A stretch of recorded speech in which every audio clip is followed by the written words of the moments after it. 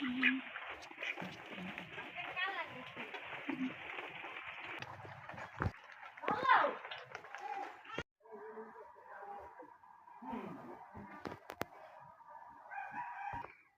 বৃষ্টি হচ্ছে আর আজকে বৃষ্টির মধ্যে হাঁসটাকে রান্না করব। হাঁসটাকে পশমগুলো পরিষ্কার করে কেটে নিয়েছি সুন্দরভাবে।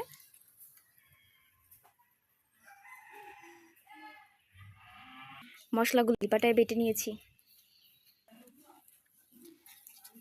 কড়াইয়ে পেঁয়াজগুলো দিয়ে দিব, দিয়ে দিব কিছু তেল।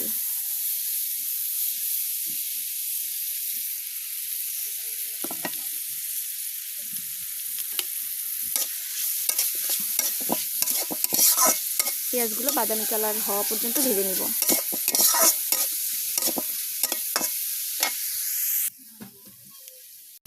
সামান্য পানি দিয়ে নিব।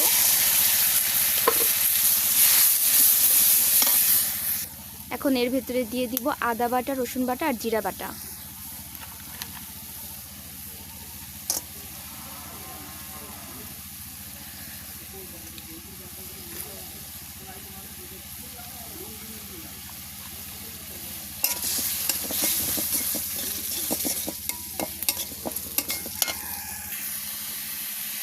এখন এর ভেতরে দিয়ে দিব 2 চামচ মরিচের গুঁড়া আর 1 চামচ হলুদের গুঁড়া।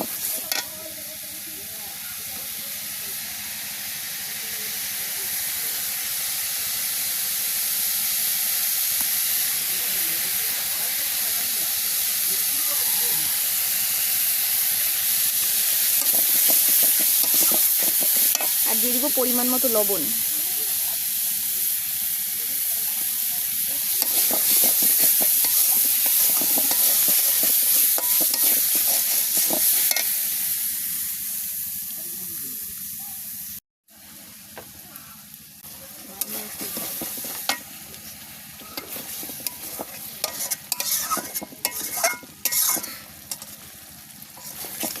ধোয়ায় ভালোভাবে কালারটা দেখা যাচ্ছে না।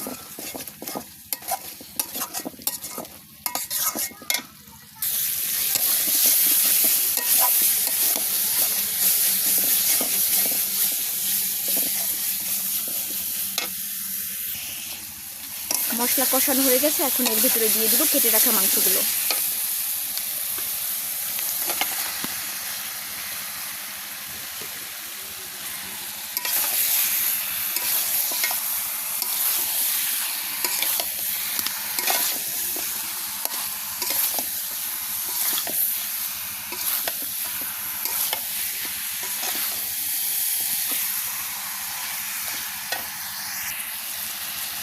চুলার ধোয়ার কারণে কালারটা বোঝা যাচ্ছে না, সাদা সাদা লাগতেছে।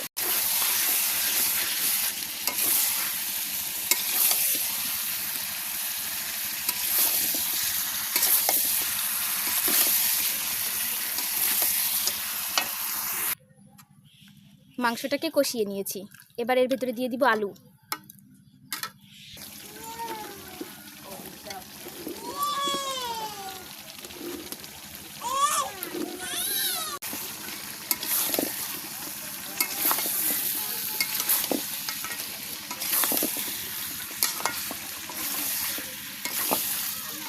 এখন পানি দিয়ে ঢাকনা দিয়ে ঢেকে ভালোভাবে জাল করে নিব।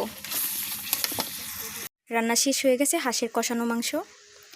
এটা একটা দেশি হাঁস ছিল, তাই প্রচুর তেল বের হয়েছে। দারুণ সুন্দর একটা ফ্লেভার আসতেছে। বাহিরে বৃষ্টি আর বাসায় বসে যদি হাঁসের মাংস দিয়ে ভাত খাওয়া হয়, অসাধারণ একটা কম্বিনেশন হবে। ভিডিওটা দেখার জন্য আপনাদের সকলকে ধন্যবাদ।